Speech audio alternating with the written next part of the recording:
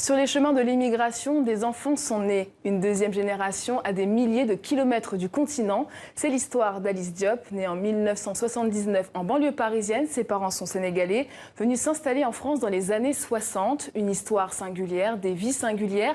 Alice Diop, cinéaste documentariste sans nourri, elle entend filmer et parler de ses déclassés. Bonsoir Alice Diop. Bonsoir. Alors vous avez grandi à Aulnay-sous-Bois, en banlieue parisienne. À quoi rêvait la petite Alice à 10 ans? À quoi je rêvais? Sûrement des rêves accessibles, parce que c'est vrai qu'on n'avait pas spécialement de modèle d'identification. Donc je dirais, si je me souviens bien, que je voulais sans doute être institutrice, qui était un peu le modèle de la réussite, c'était un peu le summum de la réussite pour la petite fille que j'étais. Et vos parents, est-ce qu'ils vous ont expliqué très tôt pourquoi ils avaient quitté le pays? Non, pas du tout. Et c'est vrai que ça, c'est quelque chose qui m'a beaucoup manqué dans ma construction, c'est-à-dire qu'il y a toute une partie de leur vie dont j'ignore presque tout, c'est-à-dire tout ce qui se passe avant l'année 62 où mon père est arrivé en France. Il y a quelque chose qui n'a pas été transmis, sans doute parce que c'était pour eux assez douloureux de quitter comme ça un pays dans lequel on a grandi, avec lequel on est attaché par la langue, par la famille, etc. Et c'est vrai que je constate, et j'en ai parlé récemment avec mes sœurs, qu'il y a toute une partie de leur histoire que j'ignore en fait. Est-ce qu'ils vous racontaient leur pays? Non, très peu.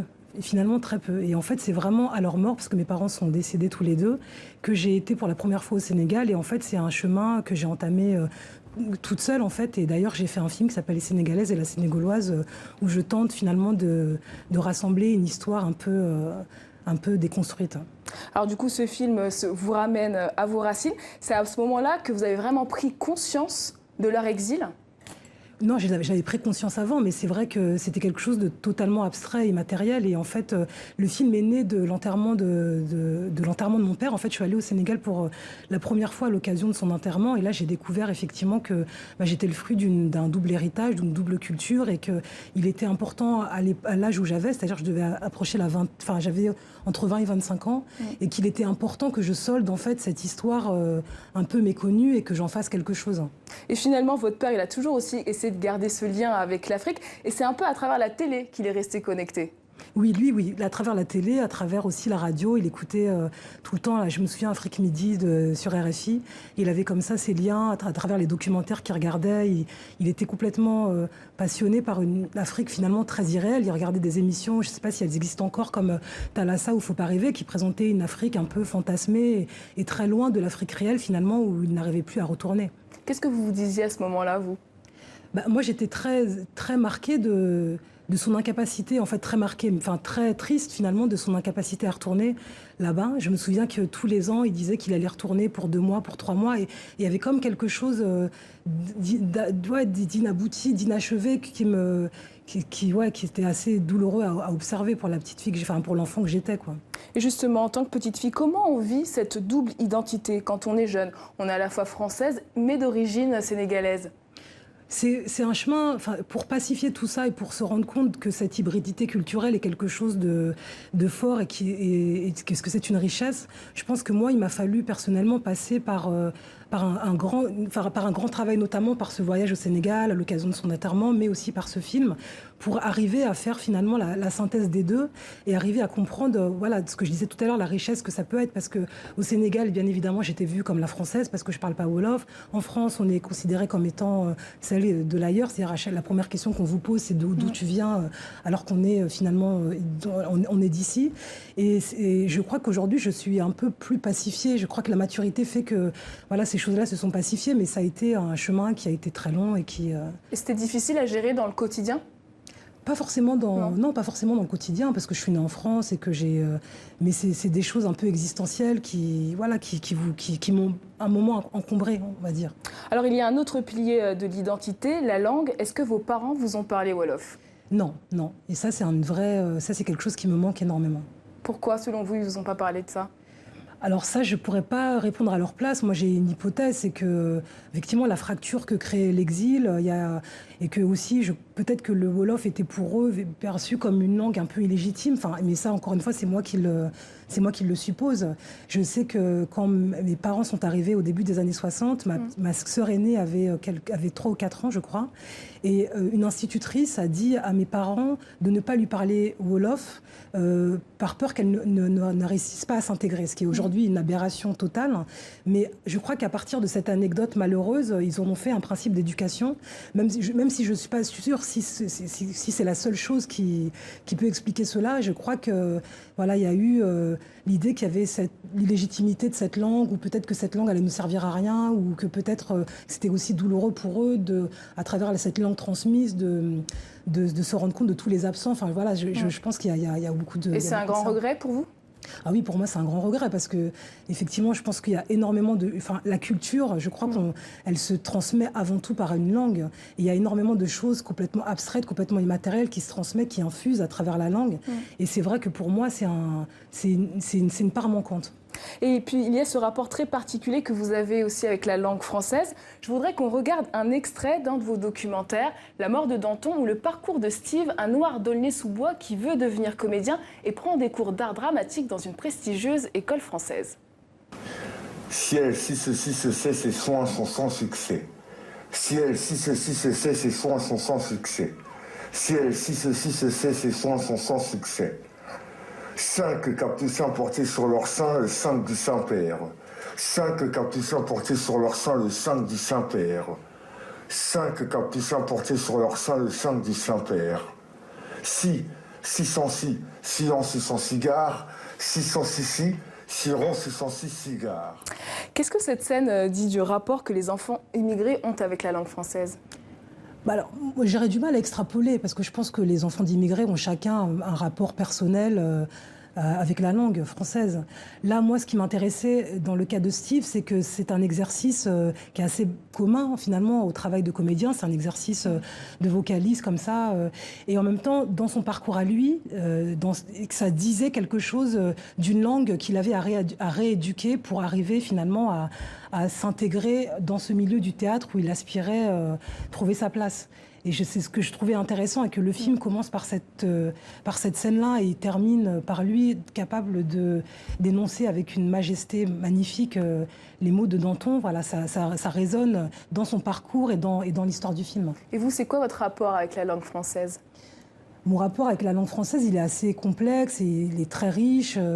C'est comme je le disais tout à l'heure, c'est que moi j'ai une langue manquante qui est le Wolof, donc forcément je me suis arrimée à la langue française et c'est presque devenu une forme de ma patrie, en fait, quelque part. Je me suis vraiment complètement construite à travers la langue.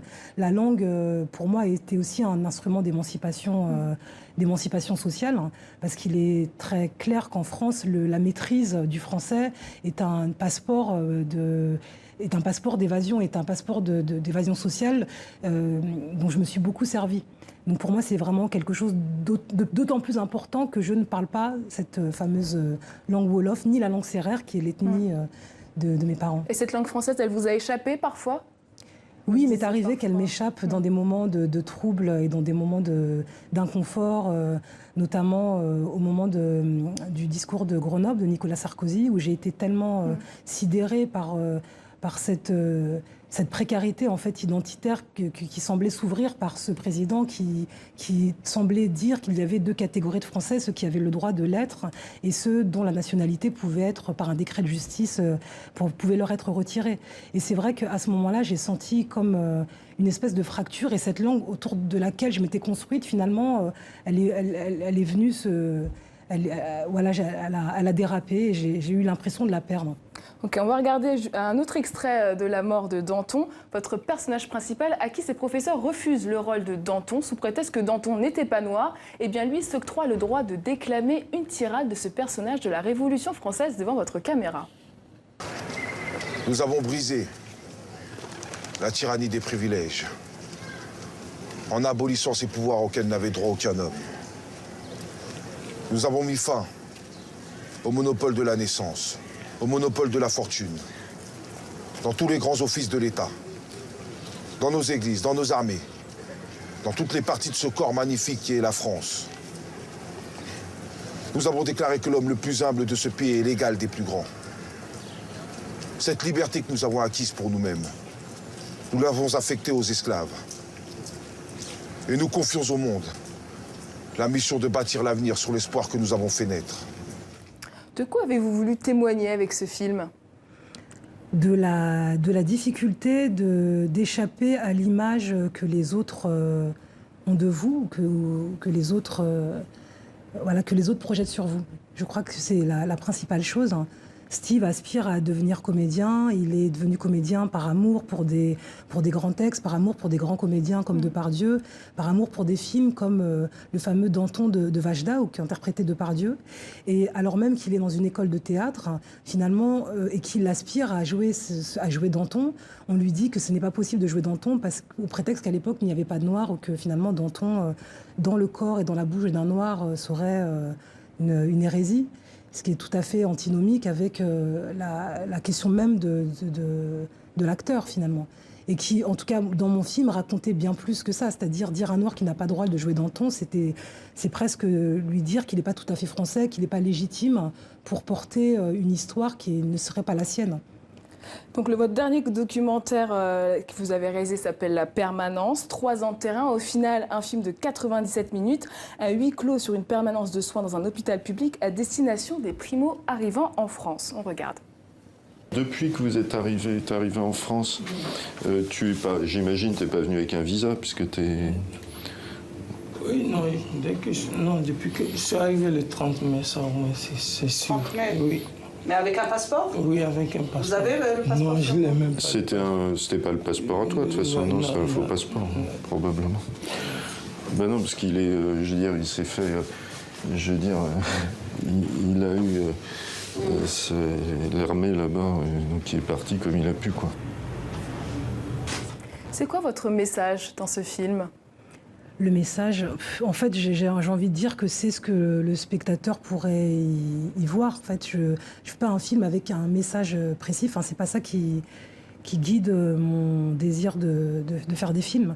Mais ce film-là, c'était peut-être appréhender la question de l'immigration et appréhender la question de l'exil un peu différemment de ce qui se faisait, en tout cas, et de partir finalement de ces masses anonymes et indifférenciées et essayer de faire sortir l'histoire des hommes, la singularité des parcours et de les faire entendre et de les faire voir et de rompre finalement cette invisibilité dans laquelle ces hommes-là sont régulièrement enfermés. Peut-être que ce serait ça, en tout cas la démarche première du film. Alors la singularité, c'est un peu le maître mot de vos documentaires, si je puis dire. En février dernier, vous avez obtenu le César du meilleur court-métrage pour votre film Vers la tendresse. Qu'est-ce que vous vous êtes dit ce soir-là, à ce moment-là, quand vous avez eu votre César ? J'étais très, très sidérée déjà, je pense, parce que c'est quelque chose auquel je ne m'attendais pas et auquel je ne rêvais même pas, en fait. Et donc c'est une forme de sidération, puis une forme de reconnaissance pour le travail accompli, pour un parcours et en même temps aussi une joie qui a été entendue et reconnue, ces paroles magnifiques que ces hommes ont bien voulu me livrer et je pense que c'était pas évident pour eux. C'est quelque chose qui était un risque aussi pour eux de livrer une parole si intime et si délicate pour eux et j'étais très contente que ça ait été entendu. Et vous avez aussi dédié votre César. Oui, j'ai dédié mon César aux victimes de violences policières parce que j'estimais que face à ce haut-parleur qui m'était tendu, je ne voyais pas d'autre chose à dire que ça. Je pense que c'est un des graves problèmes aujourd'hui en France, qui est la manière dont les jeunes hommes en banlieue sont traités. Et moi, c'est quelque chose qui, en tant que citoyenne française, quelque chose qui m'indigne. Je trouve que c'est quelque chose qui devrait être porté, qui devrait être pensé politiquement. Et voilà, je ne voyais pas d'autre chose à faire et à dire que ça. Mais je ne l'ai pas vraiment réfléchi. C'est quelque chose qui m'est apparu comme une évidence à travers le film. Enfin, c'était très juste par rapport au film. Et pour finir, une petite question. Vous avez aujourd'hui un enfant de 10 ans. Qu'est-ce que vous voulez lui transmettre de votre identité multiple, rapidement ? En tout cas, qu'il soit pacifié avec ça et qu'il perde peut-être moins de temps que moi pour comprendre à quel point cette hybridité culturelle est une richesse et qu'il arrive à composer avec et à naviguer d'une culture à l'autre. Mais je pense qu'on n'a pas que deux identités, on en a en vérité... on en a de multiples et merci. Je crois que voilà, c'est ça que j'aurais envie de lui dire. Merci beaucoup Alice Diop d'être venue vous livrer sur notre plateau.